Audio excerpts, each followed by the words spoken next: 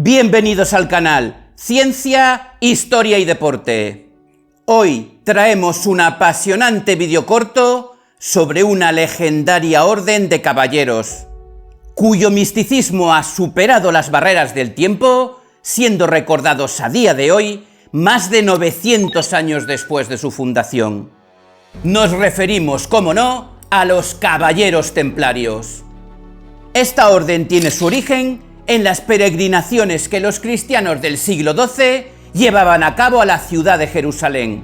El trayecto era largo y plagado de peligros para los peregrinos.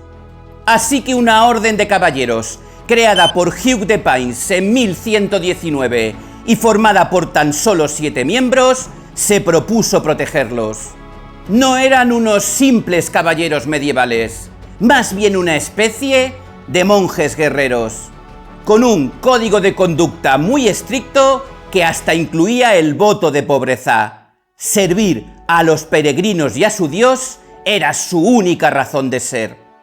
Esto los convirtió en unos virtuosos y devotos caballeros de élite, cuyo código de ética y conducta hizo de ellos unos guerreros casi invencibles, las auténticas fuerzas especiales de la época.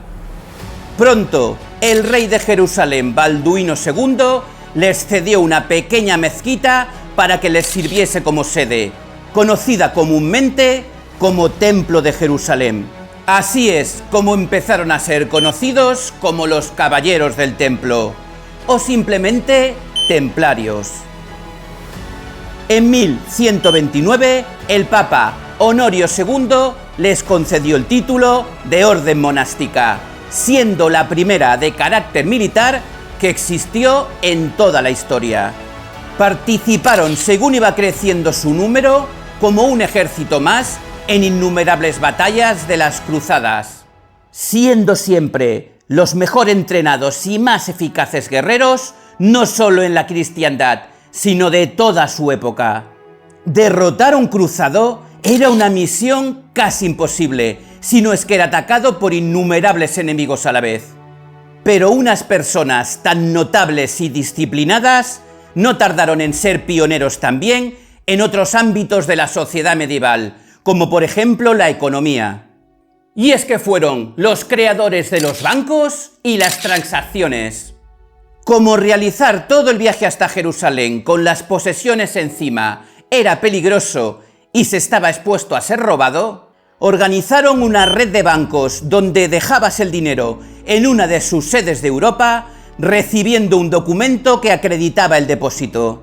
Cuando el portador llegaba a su sede de Jerusalén, tenía a su disponibilidad todo ese dinero a cambio de una pequeña comisión, para sufragar los gastos de equipamiento y manutención, tanto de las sedes como de los propios caballeros templarios.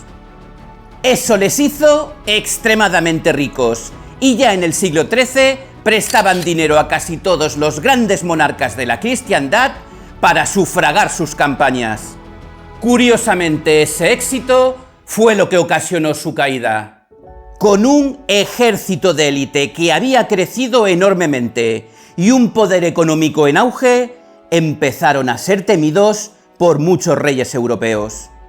Y así, en 1307, el rey de Francia, Felipe IV, ordena apresar y ejecutar a todos los templarios, acusándolos de herejía, y legalizando también su orden tras un juicio celebrado en París en 1310, con el beneplácito del Papa Clemente V por intereses económicos. Aunque realmente lo que se escondía detrás de esta orden era evitar la enorme deuda que el monarca galo había contraído con los templarios. De esta manera anulaba con un solo golpe el pago de esta y el creciente poder de la orden de monjes guerreros. Cuando el gran maestre de la orden, Jacques Molay, iba a ser quemado en la hoguera, lanzó una maldición al Papa y al rey de Francia, a quien advirtió que ninguno de sus descendientes volvería a reinar en su país. Uno de los temas del canal es la ciencia, y por tanto no creemos en maldiciones, pero para darle un toque intrigante al final del vídeo, vamos a contaros que, El Papa Clemente V moría unos años después a causa de una grave enfermedad.